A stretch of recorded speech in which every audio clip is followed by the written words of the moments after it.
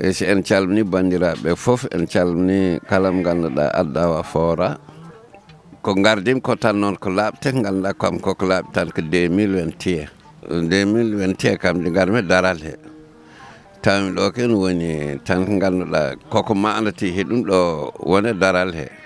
te heɗum heewi nafoore ko mbalka ak nayi ɗi jarat kay costa o nayi ɗi jippoto a costa o nayi ɗi jolata jah seeras walla jah tingueji ɗe gueɗe tati dal ɓurnomi ɗo taw tan ɗe ganduɗa hen goni laaɓtoɗe kam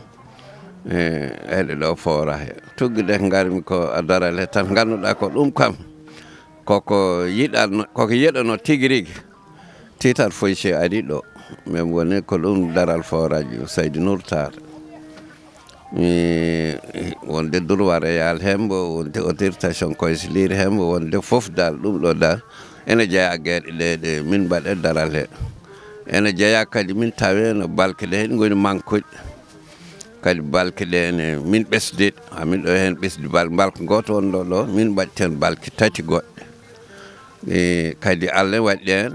kadi yarnat tan jaaha a yoɓata ɗum en jeeya e ganduɗa min mbaɗi ɗum en jeeya e ganduɗa kadi guila 2005 walla 2001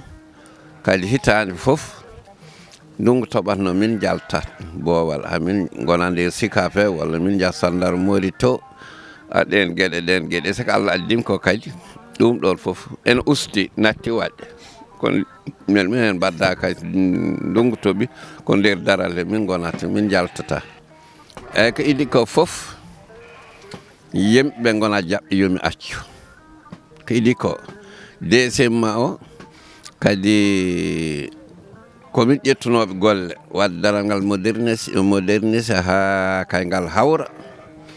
ko ganduɗa wana o mbarmo joɗiɗen mbareje ɗe foof min mbattan mbareje terrasse ɗe ganduɗa sari ko ɗum terrasse woni ɗo min kadi mbaɗanaɗe kuura min mbaɗanaɗe fof min mbaɗa daral ngal pawasa ngal hawra dal walla min mbaɗan ngal boli ganduɗa par pawas wonata ɗi mbaɗe pawas ganduɗa fof ma yimɓe dari si ndungu toɓi taw dañata probléme hay goto o ɗum ɗon fof min jaahi ha kay min keeɓi antal pornol baɗaɗo ɗum o min laydimo hamin hen mo paamodiri heddi joni tan ko ɗum faaru amen ɗum ha heeɗa men han nini tawde min comme sem liggueyol min mbi yomin gaccanta élection o yawta min ɗo hocco golle he meɗa hooli hooram noon e pawi ɗum tan ko banda men wonɓe daral he pawi ɗum kadi ko joomen daral ngal ɓe jii koɓe ko mbaɗana alañ neɗɗo kam si yiye ko waɗanani woni ko cohlunoɗo ɗum si ɗum arti kadi tan miijoto ko o baɗatno ɗum yomi ɗum jaggiran belma yahru yeeso eyyi ɗum de yettere Allah siko Allah komin ko comité campagne noon en min jeyani hay ɓuuri goto yimɓe goto foof en daali candidat ji goto foof heeɓe daali heeɓe jaaha bedde nder gallaji noon heeɓe tooña ɓe gujji ɓe mbaɗi ɓe mbi'i ay ko wayi noon tan esi haala tan kam fitinaji kam min ciwa ɗum hen tesko si Allah yiɗi sim gagnam yo ar waɗa félicité e mbasi tomi ɗumen tan ko élection o yom won élection jaam yom won élection dalɗo woto kadi hay ko boni ngari walla ko soofi ko immi kadi ammu en aɓe ganduɗa ko heeɓe jaggirantami hay woɓɓe surtout noon ɓe ganduɗa heeɓe jaggirantami kadi aɗa andi wona daare amen ɗe guri ɗe no bonna ɓe mbi koɓe jogueɓe jaaseji koɓe waɗni koɓe weɓni si minen min jeeɗe yo yimɓe immo ɗum yoɓe gandu ɗo ko hilfaɓe goni ɗo ko leggotoɓe goni ɗo ko joomen kadi kaake goni ɗo nden noon woto ko haalate ɗo ɗum ala ɗo woni ɗo tan ko jaam woni ɗo ko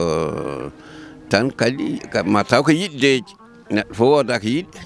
o yiɗa taw yiɗa ko